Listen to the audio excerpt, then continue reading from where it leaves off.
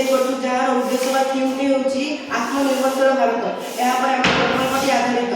ଏହି ପ୍ରକଳ୍ପଟିର ମୁଖ୍ୟ ଉଦ୍ଦେଶ୍ୟ ହେଉଛି ଯେ ଆଜିର ସମାଜରେ ଯାହାକି ଜଳର ସୁଲଭତା ସେତେ ମାଧ୍ୟମରେ ନାହିଁ, କିଭଳି ଭାବରେ ଲୋକମାନେ ଦାରିଦ୍ର୍ୟ ସୀମାରେ ଆମ ଭାରତରେ ଉପଲବ୍ଧ ହେଉଛନ୍ତି ଏବଂ ଯେଉଁମାନେ ଆମ ଭାରତ ଯେହେତୁ ବିକାଶୋନ୍ମୁଖୀ ରାଷ୍ଟ୍ର, ଆମ ଭାରତର ବୈଷୟିକ ଜ୍ଞାନ ସେତେ ଉନ୍ନତ ମାନର ନୁହେଁ। ତେଣୁ ଏହି ପ୍ରକଳ୍ପଟି ମାଧ୍ୟମରେ ଆମେ କିଭଳି ଭାବରେ ଅଶୁଦ୍ଧ ଜଳରୁ ବିଶୁଦ୍ଧ ଜଳ ତିଆରି କରିବା ପାଇଁ ଯାହାକି ସହାୟକ ହେଉଛି। ଏଥିରେ ଆମେ ଯେଉଁ ସବୁ ଗୋଡ଼ି, ବାଲି, ରେଡିସ୍ ଏବଂ କଟନ ମିଶା ଜଳ ରହିଛି, ଯାହାକି ଅଶୁଦ୍ଧ ଜଳ ଅଟେ, ଆମେ ଏହି ପ୍ରକଳ୍ପଟିରେ ଗୋଟେ ପ୍ୟୁରିଫାୟର ଲାଗିଅଛି, ଯାହାକି ପ୍ରକଳ୍ପଟିରେ ଅଶୁଦ୍ଧ ଜଳରୁ କିଭଳି ଭାବେ ବିଶୁଦ୍ଧ ଜଳ ତିଆରି ହେଇ ଶେଷରେ ପରିଶ୍ରମ ଆମେ ବିଶୁଦ୍ଧ ଜଳ ପାଇପାରିବା, ଯାହାକି ପାନୀୟ ଯୋଗ୍ୟ ଅଟେ।